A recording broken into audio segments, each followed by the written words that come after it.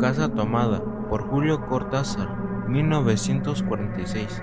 Casa tomada. Es un cuento del escritor argentino Julio Cortázar 1914-1984. Desde su aparición en 1946, este texto fue leído por su relación tanto con la literatura fantástica como con la literatura política. Nos gustaba la casa, porque aparte de espaciosa y antigua, hoy que las casas antiguas sucumben a la más ventajosa liquidación de sus materiales, guardaba los recuerdos de nuestros bisabuelos, el abuelo paterno, nuestros padres y toda la infancia. Nos habituamos Irene y yo a persistir solos en ella, lo que era una locura, pues en esa casa podían vivir 8 personas sin estorbarse. Hacíamos la limpieza por la mañana, levantándonos a las 7 y a eso de las 11 yo le dejaba a Irene las últimas habitaciones por repasar y me iba a la cocina. Almorzábamos a mediodía, siempre puntuales, ya que no quedaba nada por hacer fuera de unos platos sucios. Nos resultaba grato almorzar, pensando en la casa profunda y silenciosa y cómo nos bastábamos para mantenerla limpia. A veces llegábamos a creer que era ella la que no nos dejó casarnos. Irene rechazó 2 pretendientes sin mayor motivo. A mí se me murió María Esther antes de que llegáramos a comprometernos. Entramos en los 40 años, con la inexpresada idea de que lo nuestro, simple y silencioso matrimonio de hermanos, era necesaria clausura de genealogía asentada por nuestros bisabuelos en nuestra casa. Nos moriríamos allí algún día. Vagos y esquivos primos se quedarían con la casa y la echarían al suelo para enriquecerse con el terreno y los ladrillos, o mejor, nosotros mismos la voltearíamos justicieramente antes de que fuese demasiado tarde. Irene era una chica nacida para no molestar a nadie. Aparte de su actividad matinal, se pasaba el resto del día tejiendo en el sofá de su dormitorio. No sé por qué tejía tanto. Yo creo que las mujeres tejen cuando han encontrado en esa labor el gran pretexto de no hacer nada. Irene no era así. Tejía cosas siempre necesarias. Tricotas para el invierno, medias para mí, mañanitas y chalecos para ella. A veces tejía un chaleco y después lo destejía en un momento porque algo no le agradaba. Era gracioso ver en la canastilla el montón de lana encrespada resistiéndose a perder su forma de algunas horas. Los sábados iba yo al centro a comprarle lana. Irene tenía fe en mi gusto. Se complacía con los colores y nunca tuve que devolver madejas. Yo aprovechaba esas salidas para dar una vuelta por las librerías y preguntar vagamente si había novedades en la literatura francesa. Desde 1939 no llegaba nada valioso a la Argentina. Pero es de la casa que me interesa hablar, de la casa de Irene, porque yo no tengo importancia.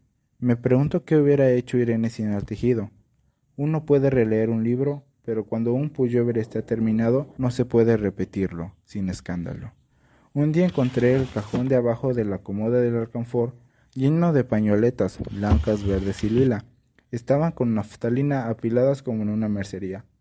No tuve el valor de preguntarle a Irene qué pensaba hacer con ellas. No necesitábamos ganarnos la vida. Todos los meses llegaba la plata de los campos y el dinero aumentaba.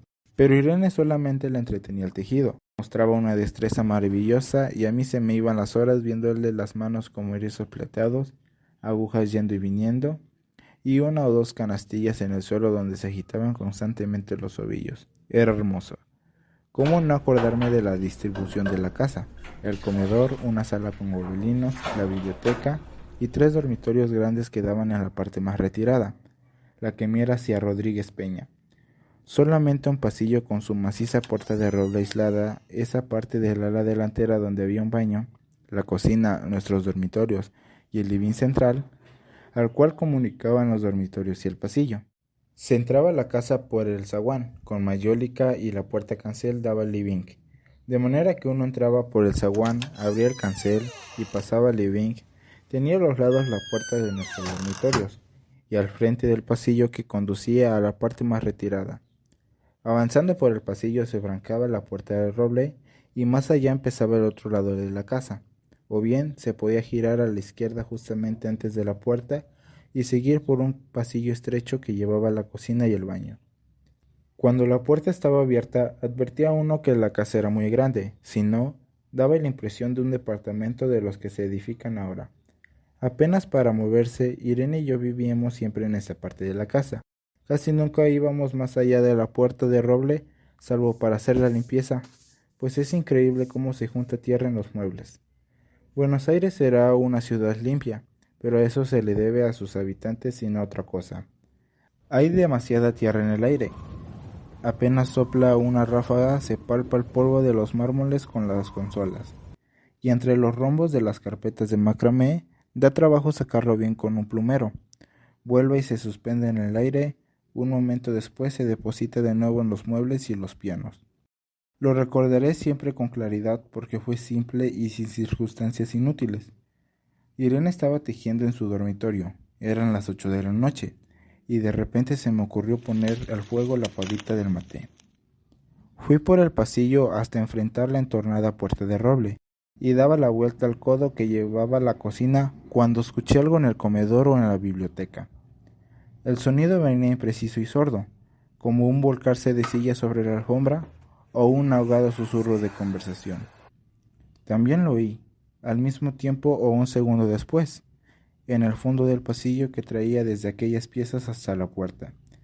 Me tiré contra la puerta antes de que fuese demasiado tarde. La cerré de golpe apoyando el cuerpo. Felizmente la llave estaba puesta de nuestro lado y además corrí el gran cerrojo para más seguridad. Fui a la cocina, calenté la pavita, y cuando estuve de vuelta con la bandeja del maté, le dije a Irene, tuve que cerrar la puerta del pasillo, han tomado la parte del fondo.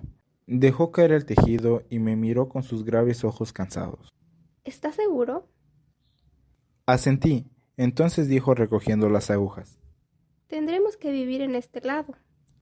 Yo cebaba el maté con mucho cuidado, pero ella tardó un poco en reanudar su labor. Me acuerdo que tejía un chaleco gris. A mí me gustaba ese chaleco. Los primeros días nos pareció penoso porque ambos habíamos dejado en la parte tomada muchas cosas que queríamos. Mis libros de literatura francesa, por ejemplo, estaban todos en la biblioteca.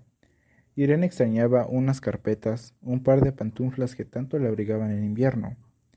Yo sentía mi pipa de enebro y creo que Irene pensó en una botella de esperidina de muchos años. Con frecuencia, pero esto solamente sucedió los primeros días, cerrábamos algún cajón de las cómodas y nos mirábamos con tristeza. No está aquí, y era una casa más de todo lo que habíamos perdido al otro lado de la casa. Pero también tuvimos ventajas. La limpieza se simplificó tanto que aún levantándonos tardísimo, a las 9:30 por ejemplo, no daban las 11 y ya estábamos de brazos cruzados. Irene se acostumbró a ir conmigo a la cocina y ayudarme a preparar el almuerzo. Lo pensamos bien y se decidió esto. Mientras yo preparaba el almuerzo, Irene cocinaría platos para comer fríos de noche. Nos alegramos porque siempre resultaba molesto tener que abandonar los dormitorios al atardecer y ponerse a cocinar. Ahora nos bastaba con la mesa en el dormitorio de Irene y las fuentes de comida fiambre. Irene estaba contenta porque le quedaba más tiempo para tejer. Yo andaba un poco perdido a causa de los libros, pero por no afligir a mi hermana me puse a revisar la colección de estampillas de mi papá, y eso me sirvió para matar el tiempo. Nos divertíamos mucho, cada uno en sus cosas, casi siempre reunidos en el dormitorio de Irene, que era más cómodo.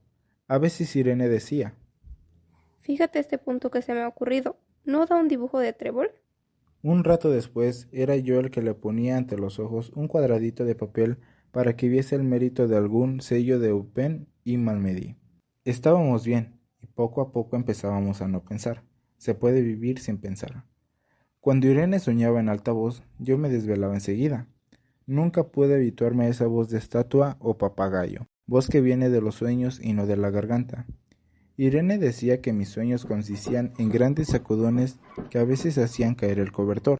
Nuestros dormitorios tenían el living de por medio, pero de noche se escuchaba cualquier cosa en la casa. Nos oíamos respirar, toser, presentíamos el ademán que conduce a la llave del velador, los mutuos y frecuentes insomnios. Aparte de esto, todo estaba callado en la casa. Dieran los rumores domésticos, el roce metálico de las agujas de tejer, un crujido al pasar de las hojas del álbum filatélico. La puerta de roble, creo haberlo dicho, era maciza. En la cocina y el baño, que quedaba tocando la parte tomada, nos poníamos ahí a hablar en alta voz o Irene cantaba canciones de cuna. En una cocina hay demasiados ruidos de loza y vidrios para que otros sonidos interrumpan en ella. Muy pocas veces permitíamos allí el silencio, pero cuando tornábamos a los dormitorios el living, Entonces la casa se ponía callada y a media luz. Hasta pisábamos más despacio para no molestarnos. Yo creo que era por ello que de noche, cuando Irene empezaba a soñar en alta voz, me desvelaba enseguida. Es casi repetir lo mismo salvo las consecuencias. De noche siento sed, y antes de acostarme le dije a Irene que iba a la cocina a servirme un vaso de agua. Desde la puerta del dormitorio ella tejía. Oí un ruido en la cocina. Tal vez en la cocina o tal vez en el baño, porque el codo del pasillo apagaba el sonido. A Irene le llamó la atención mi brusca manera de detenerme, y vino a mi lado sin decir una palabra.